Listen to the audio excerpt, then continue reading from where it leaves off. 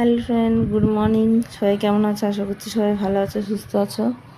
তো আমি এখনও অতটা ভালো হইনি, শরীরটা এখনও খারাপ আছে। আজকে যাবো ডাক্তারের কাছে, জানি না কি বলবে ডাক্তার। ঠিক আছে, শরীরটা ভালো নেই, কথা তো বুঝতেই পারছো, কথাটা কেমন বলতে পারছি না, কথাটা বেঁধে বেঁধে যাচ্ছে মুখের জন্য, কারণ মুখটা তো বেঁকে গেছে তাই। আর এই যে বিরিয়ানি রান্না করছি সবাইকে খাওয়ানোর জন্য। এটা এখন না, কারণ এখন আমার যা অবস্থা আমি এখন পারবো না, এটা কয়েকদিন আগের ভিডিও, তো ছাড়বো করে ছাড়া হয়নি সেই ভিডিওটা। তো দেখো বিরিয়ানি কষানো হয়ে গেছে। আমি বিরিয়ানিটা এইভাবেই বানাই। তো তোমরা কি এইভাবে বানাও? অনেক অনেক রকমভাবে বানাই বিরিয়ানিটা। তো আমি না বন্ধুরা সবাইকে খাওয়াতে বানাতে মানে রান্না করতেও ভালোবাসি, আর সবাইকে খাওয়াতেও ভালোবাসি।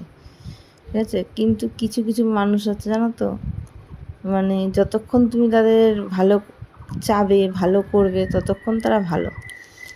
আর যখনই দেখবে যে তাদের জন্য কিছু করছো না, যে তুমি নিজের কথা ভাবছো, তখনই তাদের কাছে তুমি খারাপ হয়ে যাবে।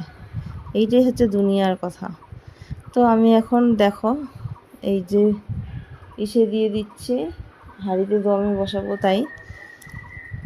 ঠিক আছে বন্ধুরা, তো সবাই খেয়ে বলছিল যে ভালোই হয়েছে, দারুণ হয়েছে। সবাই খায় না, আমি বিরিয়ানিটা বানিয়ে বলে ভালোই রান্না করি বলে। তো যাই না, এই যে দিদিরা এসেছিলো না, ননদরা এসেছিলো, সেই দিদি খাবে বলছিল যে রিঙ্কি নাকি খুব সুন্দর বিরিয়ানি বানায়, খাইনি কখনো, তো বানা, আমি খাবো। তো এর জন্যই বানানো, কারণ শরীরটা খারাপ ছিল তখনও, কারণ আমার শ্বশুরের কাজ হয়েছে হওয়ার 1-2 দিন পরে এটা করেছে বিরিয়ানিটা। তো এই দেখো কতটা মাংস, এখানে 5 কিলো মাংস আছে। তো লোক তো অনেকজন, তো হাঁড়িতেও একটা হাঁড়িতে হবে না, তাই 2টো হাঁড়িতে দিচ্ছি।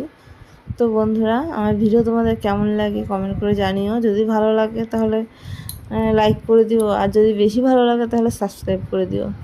ঠিক আছে বন্ধুরা,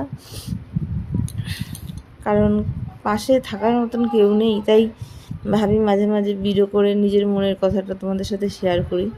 বলার মতন বা শোনার মতন কেউ নেই, ঠিক আছে।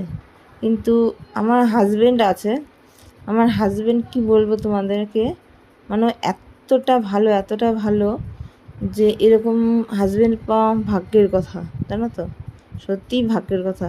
আমাকে ভীষণ হেল্প করে। আমার তো কোনো শরীর খারাপ হলে কিছু হলে ও তো পুরো পাগলের মতন হয়ে যায়।